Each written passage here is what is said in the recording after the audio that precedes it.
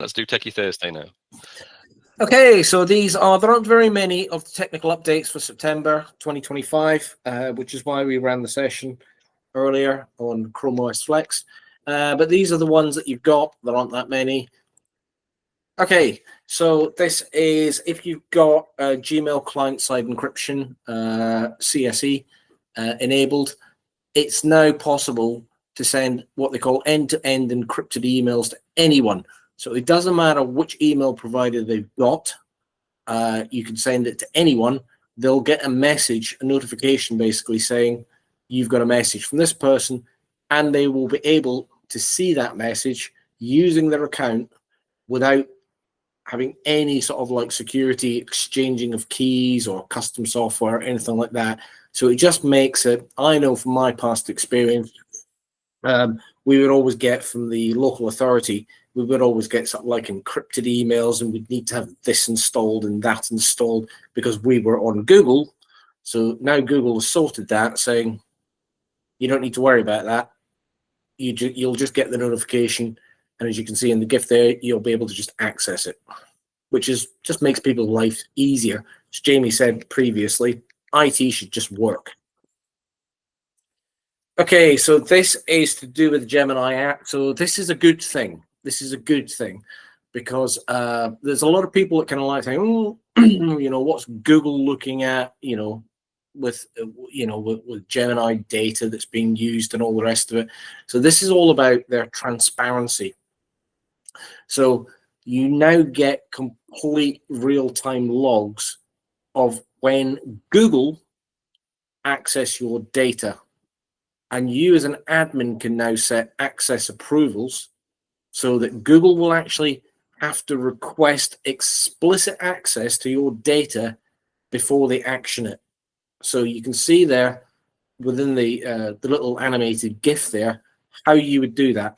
And it says these controls are extended to cover Gemini app data in addition to Gmail, Calendar, Drive, Docs, Sheets, all the rest of the Google apps. So you can basically stop Google looking at your data. They're being transparent, and they're kind of like going, and there might be reasons. I know from a few conversations that I've had, people, certain places occasionally will get like a subpoena from Google, so to speak, to sort of like say, we need your data for this. And that's to fulfill a legal request, typically coming from America.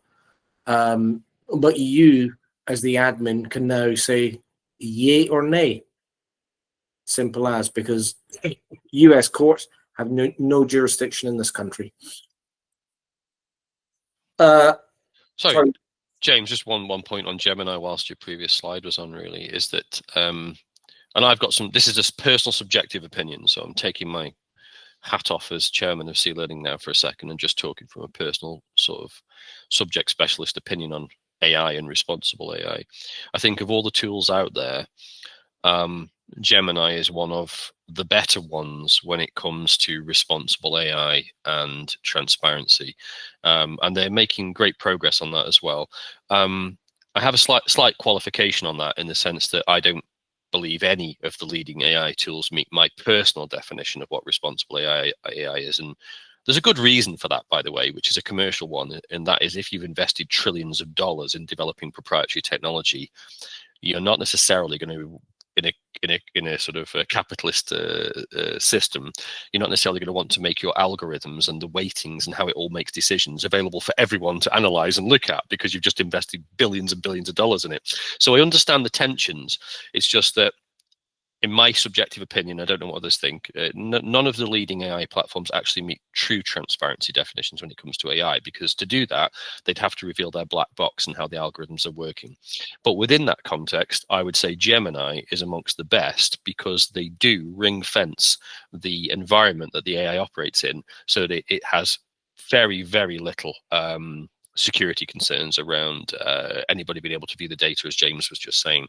So if you happen to be in an education context, which of course many people on this call are, it would be probably the tool of choice, would be Gemini for security and data protection reasons, for sure. Just wanted to make that point. I think we've mentioned this before, haven't we, where the AI genie is out of the bottle. So Yeah. whether you enforce a particular type of AI within your organization, or if you just leave it to the Wild West, and everybody's using whatever they like. I think you're far better getting a proper policy in place and using the tool that is, that sort of complies with the Google for Education terms and conditions in this particular instance. So I agree, Jamie. I think they have done.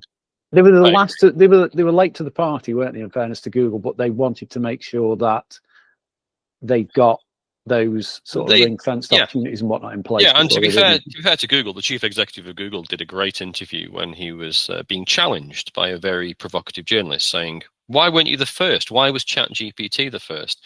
Well, it was that point you're making, Chris. So Sundar said very clearly, and I think correctly, he said, my optics are 10 years down the line. I'm not getting caught up in the present noise and short-term races. I'm looking 10 years down the line. That's where my optics are. And that's exactly what the chief executive of Google should be doing. So they were quite right. They brought to market a much safer technology, not perfect by any means, but none of these tools are, as I've said earlier on. But it is, in education specifically, it is absolutely the right one to use. I don't want to overly concern colleagues about any sort of security issues with AI, because there's a lot of nonsense talked about AI, as I'm sure everybody's aware, and a lot of scare stories as well. Some of them are warranted, but it depends on what context you're in. Colleges and universities and schools aren't generally high priority targets for things like prompt injecting. And if anybody isn't sure what I mean by that, there are certain vulnerabilities around AI where you can design certain prompts to get certain information you shouldn't have about somebody or something out of it. Now, again, there are vulnerabilities around that, but it only applies to very specific context. If you were Sony Music or something, or Paramount Studios, you probably need to be very concerned about prompt injecting. If you're a school or college or university in England or Wales or Scotland or wherever, you probably don't need to be quite as concerned, but your staff do need training and support to make sure that they're using AI appropriately. And we won't go into that right now. But again, our team can happily advise and provide guidance on any of those issues. But yeah, definitely Gemini would be the tool of choice if you're in education, for sure. Just to add to that, Jamie, if people don't on the call aren't aware, ChatGPT is now using Google AI TPU chips. Yep. And next year, 2026, Apple and Google are in a conversation for Siri to be running on Gemini. I was very pleased about that, because for full transparency, I have shares in Google. and my shares went up a lot this month. So yeah, and I didn't know that was going to happen. It was just one of those things. But yes, it's interesting that even the gigantic companies like Apple, who are just one of the 5 trillion club, aren't they, I think, in terms of valuations, they're now looking to Google for their proprietary technology and their chips for security and user functionality as well, because Google's leading the way with that. So yeah, interesting times and all that. Right, so this next one is if you're using Looker Studio, if you've got sort of like private IP instances that you've got, you can now enable connected sheets for that. So it's just an additional functionality for Looker Studio so that you can connect and get better insights. This next one is for admins, is to do with Google Chat apps, because they've done a lot of sort of like additions to how chat apps can be used within your domain. So people can kind of like add in like a polling app or something like that. But you now as an admin can get better insights as to what apps people are actually using. So are they using a polling app? Are they using this app? Are they using that app? And you can get the logging information. It says there it's coming soon to the security investigation tool, but currently it's available via BigQuery. You can do a log export, or you can do it via the reports API. So it'll be better once the logs are available in the security investigation tool, so you won't have to worry about BigQuery or anything like that.